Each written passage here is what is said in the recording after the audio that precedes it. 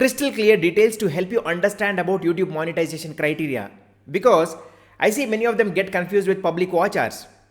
Is live stream watch hours considered? Is the shorts watch time considered? Right? What is not really considered? What is community strike? How it is going to impact your channel monetization? What are the other criteria? You're going to understand each and everything. Hi, I'm Sriram Benur and welcome to this channel. Let's get started. To understand in detail, let's log into YouTube Studio. Once you go to YouTube Studio, just click on monetization section. Now this is where we get the complete clarity. Once we click on this, you will see something like this if your channel is not monetized. Okay. Now let me explain each and everything so that you get complete clarity. Now the first most important thing for you to apply for YouTube monetization is you need to have 1,000 subscribers that you should be achieving.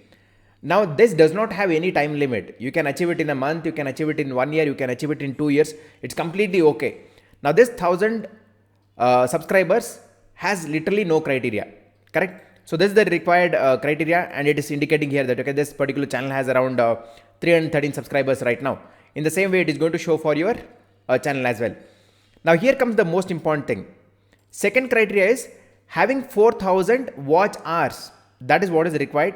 Now just above that, it indicates how many public watch hours you have on your channel right now. So in this case, for this channel, it is showing that okay, it has around 260 public watch hours.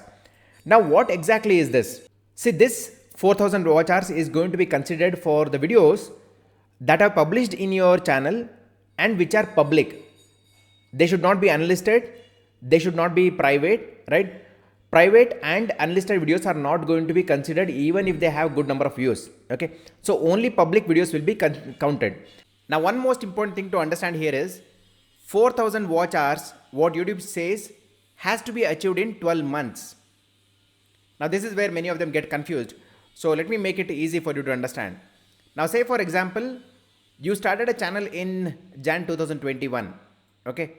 So by September you got around 2050 watch hours. So this is the watch hours.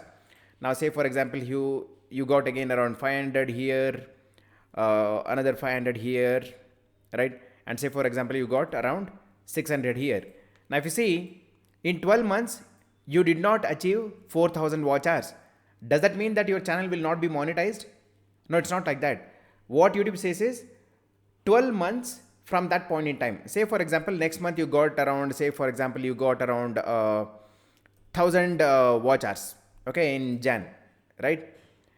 So it is going to consider all the past 12 months, okay? And if you see from past 12 months, it is 4630 watch hours.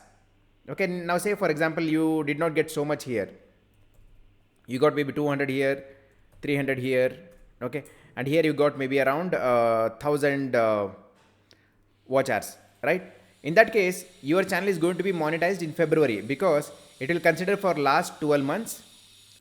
So these are the last 12 months. How much watch time you got? Now if you see, you got around 4,490 hours of watch time.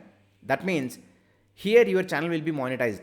It is not going to be monetized in January because till January you had only around 3,550 watch hours.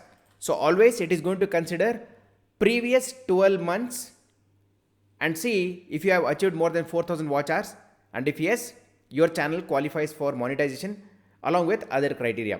So let's continue. Now say for example, you are a person who is also creating YouTube shorts.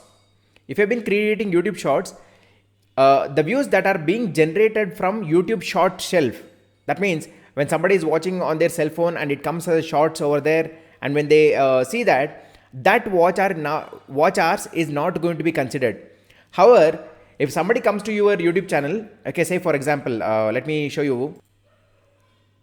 Now say for example, somebody goes to YouTube and they search as your channel name. Say for example, I'm going to consider as my channel A to Z Construction.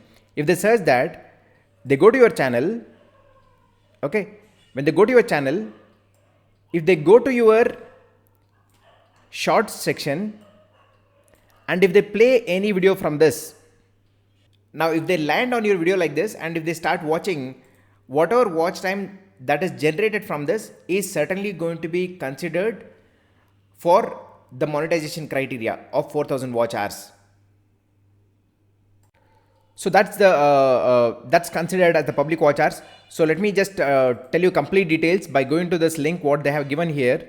Okay, if I just scroll down and tell you what exactly is going to be considered. Okay, now if you see here, watch hours gained through the following type of videos do not count towards YouTube partner program: private videos, unlisted videos, the videos that got views and you deleted for some reason. Okay, maybe you got a copyright strike or a copyright claim or something because of which the video is deleted. Even that watch time is not going to be considered. Ad campaign, say for example you are running a ad to get views and subscribers to your channel. Any views that is generated from that particular video is not going to be considered. Videos played from the stories and short videos shelf. As I said, if the video is being watched from the cell phone in the short shelf, which is going to be coming over there, that is not going to be considered. Live streams that are unlisted, deleted or not converted to video on demand is not considered. Now what does this mean? Now say for example you did a live YouTube live, okay, so and it's a public live what you did. In that case the watch time is going to be considered. Now say for example you did live with maybe keeping it as unlisted, or after doing live you deleted the video, or you did not keep the video live on your channel after that, if it is not public, okay, then that is not going to be considered. That means any live stream that you do publicly and that video is still active on your channel, which is available for public to watch, any watch time that you get from that live stream video is going to be considered for monetization. Okay, so if you delete or unlist that, it is not going to be considered. Now let's go to the next criteria. Now two-step verification. What is two-step verification? On your Google account, you enabling two-step verification. The first is like where you enter the password and log into your Google account. Second is either you might have given SMS verification or the notification that is going to come on your cell phone, right? If you have enabled that, then the two-step verification is complete. Now why this is important? Why? Because recently there have been many cases where the YouTube channel is being hacked by people, because of which this is a mandatory step for you right now to monetize your channel. Okay, now let's come to the last and the most important one. Zero active community guideline strikes. Now what exactly this means? There are two things that you need to understand. One is copyright claim and copyright strike. Now when do we get copyright claim? In most of the cases we get copyright claim when we are using a film song or something like this. That's a major way to get a copyright claim. Now how about a copyright strike?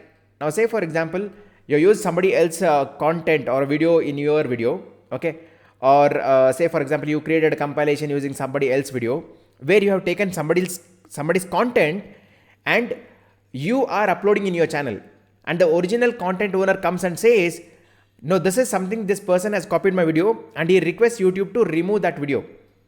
When they ask to remove that video, YouTube is going to remove your video. When your video is removed, that's when you get one strike, right? So if you get 3 strikes within a span of around 90 days, your channel will be terminated as well. So always you need to make sure that you don't get a strike. So now let me tell you how exactly one can get a copyright strike, because right in front of you, I'm going to put a copyright strike if somebody has been copying my content. Okay. So how to do that? So right now I'm in my YouTube studio. Okay. I go to copyright section. So this is going to, YouTube has its own inbuilt mechanism to show which of our videos have been copied by others. Now if you see here, there are many of my videos which have been copied and which have been getting good views as well. So in fact, this video has got over 7,000 views. Okay. This video has got over 6,700 views, right? And here it says 50% of the video has been copied. 100% of the video has been copied. 60% of their video, right? So all this have been completely copied. I'm just going to select this. Okay. And I'm going to request removal. So after clicking on that, it says request video removal. Okay. And here it says infringing video. That means this is the video where in which they have copied my content and they put it in this. And it is also showing which is my content. This is my video. The portion of this is present in this video. Now I have already verified this by going to their channel, and it is clearly a copy what they have done. So there is some formalities that have to be filled. I have just entered all the details right over here. Okay. Now after entering the details and agreeing to the terms and conditions, I'm going to submit. Okay. So relationship is what it is asking. So I am the content creator. Okay. Relationship to copyright content. Okay. So I'm the content owner. That's what I mentioned. And I'm just to click on submit. Okay. So copyright claim submitted.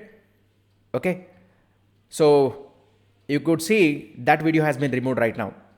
Now they have got a copyright strike.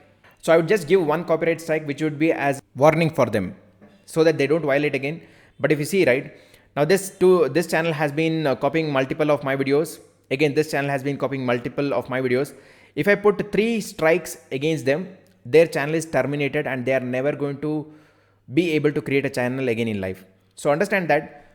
Build your channel by creating your own content. It might take a little bit time, but certainly you'll be able to monetize over a period of time, and you are going to do it in the right way. Just don't copy somebody else's video and upload it on YouTube. It might certainly lead to issues. So till some time, certainly you might be feeling that one may be feeling that okay, they might be getting the views, right? In this case, so they have copied the video and they have got around 6,000 views, 4,000 views, 1,000 views, which is good. They feel that okay, it's been growing by taking somebody else's content, but they never know when they are going to get a copyright strike if they are violating the guidelines. Now, I believe with this, you are completely clear about the monetization criteria and what are things that you need to follow so that your channel grows faster. Thanks for watching. If you have any questions related to monetization or related YouTube, just comment below. I'll be more than happy to answer. Now, for you to grow your channel, you also need to understand about your channel analytics. What kind of keywords are driving traffic to your channel? What videos are really working, right? Now, for you to understand that, make sure you click on this info link and watch the video on complete YouTube analytics, which is going to help you to grow your channel, understand your channel, which can help you to create great content and grow much faster as well. So thanks for watching. If you like this video, give a thumbs up. If you're not already subscribed to the channel, please do subscribe, hit that bell notification so that you don't miss any informative videos from this channel. See you in the next video.